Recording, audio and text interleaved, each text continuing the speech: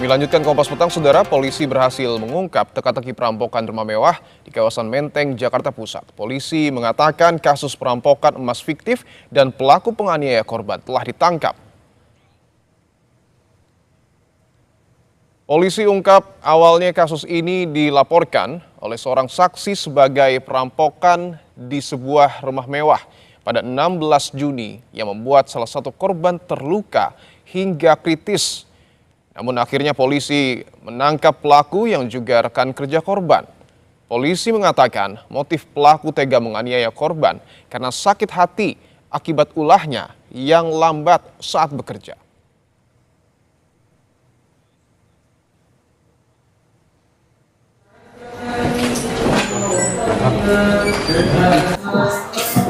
Kepada korban yang sudah dipendam sejak lama. Karena korban selama bekerja bersama dinilai bekerjanya lambat dan suka berkata yang membuat pelaku sakit hati.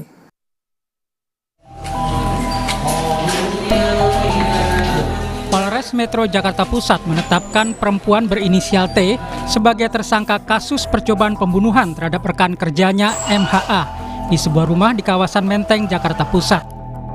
Polisi menyebut laporan awal yang menyatakan peristiwa itu sebagai perampokan dan hilangnya sekitar 500 gram emas sebagai upaya pelaku untuk menutupi kejadian sebenarnya.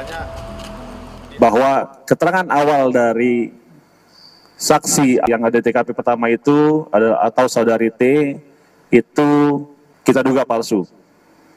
Kita temukan ternyata bahwa tidak adanya dua orang yang masuk ke dalam rumah, melainkan pelaku dari penganiayaan yang dilakukan kepada saudara MHA itu ternyata dilakukan oleh saudari T sendiri. Saat awal penyelidikan, T yang saat itu berstatus sebagai saksi menjelaskan bahwa ada dua orang yang masuk ke rumah melalui rooftop, menyekap korban, lalu membawa kabur emas batangan dan perhiasan emas dengan total berat sekitar 500 gram. Namun, polisi menemukan sejumlah ketidaksesuaian antara keterangan saksi, barang bukti, dan hasil pemeriksaan sejumlah saksi lainnya. Polisi menyebut peristiwa ini terjadi pada Selasa 16 Juni 2026 siang. Mulanya korban dan pelaku berada di lantai 1 di rumah pelaku. Keduanya sedang istirahat dari luar kota. Pelaku kemudian menyiapkan power supply yang dirangkai dengan kabel dan kain basah, lalu meminta korban memegang kain tersebut. Akibatnya korban tersengat listrik dan sempat terjatuh. Korban tak kunjung sadarkan diri. Pelaku diduga memukul kepala dan punggung korban menggunakan benda tumpul. Setelah itu korban sempat berusaha kabur dengan naik ke lantai atas dan keluar lewat jendela kamar. Namun pelaku mengejarnya dan memerintahkan korban untuk berbaring di kasur. Pelaku kemudian menganiaya korban. Akibat kejadian tersebut, korban mengalami sejumlah luka berat di kepala, leher, dada, dan pinggang. Korban dan pelaku diketahui merupakan rekan kerja dalam sebuah perusahaan yang bergerak di bidang teknologi informasi sejak 2020. Tim Liputan Kompas TV. Lebih lengkap soal pengusutan kasus rekayasa perampokan emas 500 gram di Menteng, Jakarta Pusat, kita akan bahas bersama Kasat Reskrim Polres Metro Jakarta Pusat, AKBP Robi Heri Saputra. Pak Robi, selamat petang. Selamat petang, Mbak. Pak Robi, jadi kejanggalan apa yang sebenarnya ditemukan oleh polisi sampai akhirnya bisa diungkap kalau kasus ini fiktif?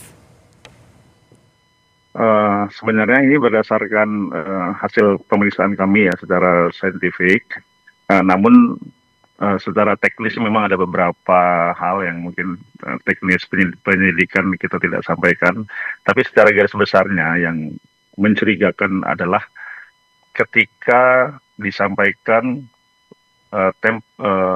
lokusnya atau tempusnya, tempatnya itu, kemudian waktunya jam 11, antara jam 11 sampai jam 12.30 atau sampai jam 1 siang.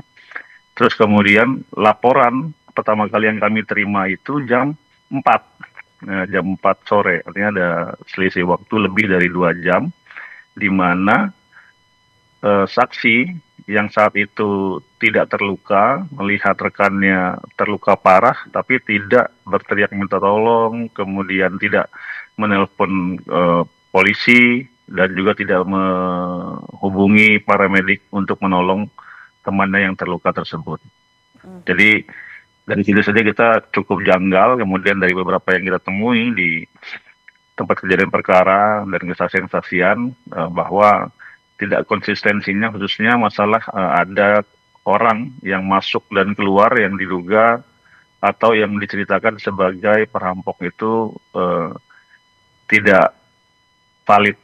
Jadi dari situ kita mengetahui bahwa sepertinya keterangan dari saksi ini tidak bisa dipercaya. Dan bagaimana Dan sampai kemudian akhirnya saksi yang akhirnya juga jadi pelaku ini bisa ngaku, Pak Robi? Ya, setelah kami tunjukkan beberapa keterangan-keterangan yang kami ambil dari saksi yang lain, juga barang bukti yang kami tunjukkan, ternyata yang bersangkutan sudah tidak bisa mengelak dan kemudian mengakui bahwa kejadiannya adalah perbuatan dari dirinya yang melakukan penganiayaan berat dan mencoba membunuh dari saudara MHA ini. Alat bukti apa saja yang akhirnya menguatkan dugaan polisi ini? Alat bukti yang kita temukan ya antara lain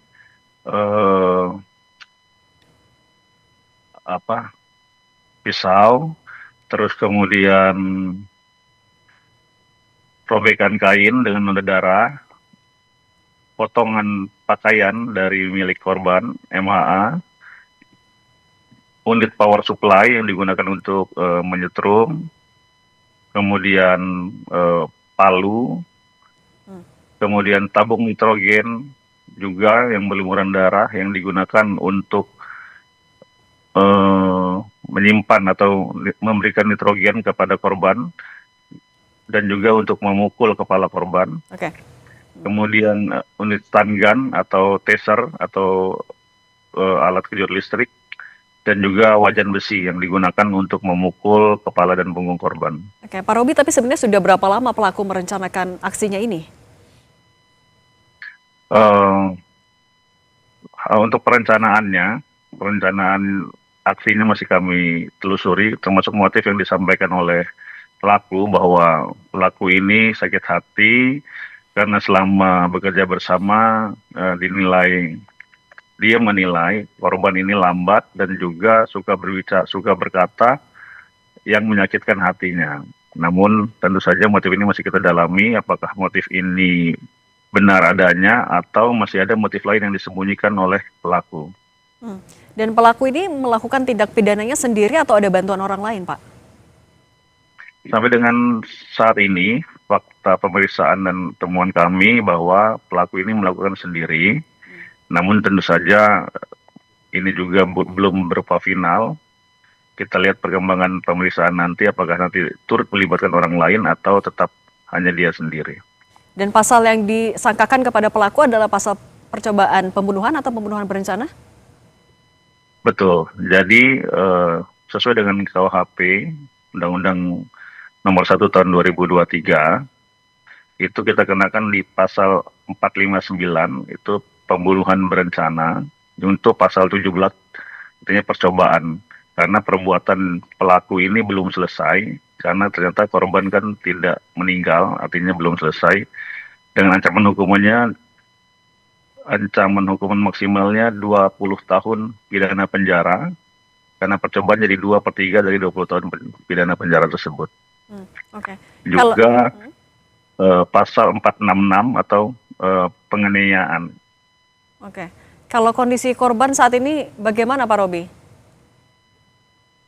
Untuk kondisi korban saat ini sudah membaik, namun pada saat di rumah sakit, korban mengalami luka-luka pada bagian kepala, leher, bahu, dan dada.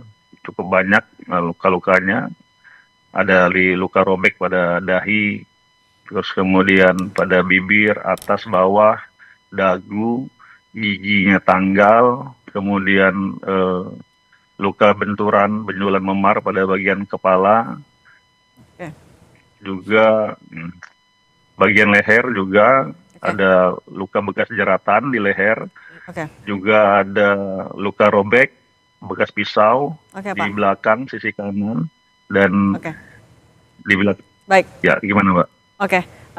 Masih dalam perawatan karena cukup banyak bekas penganiayaan ya.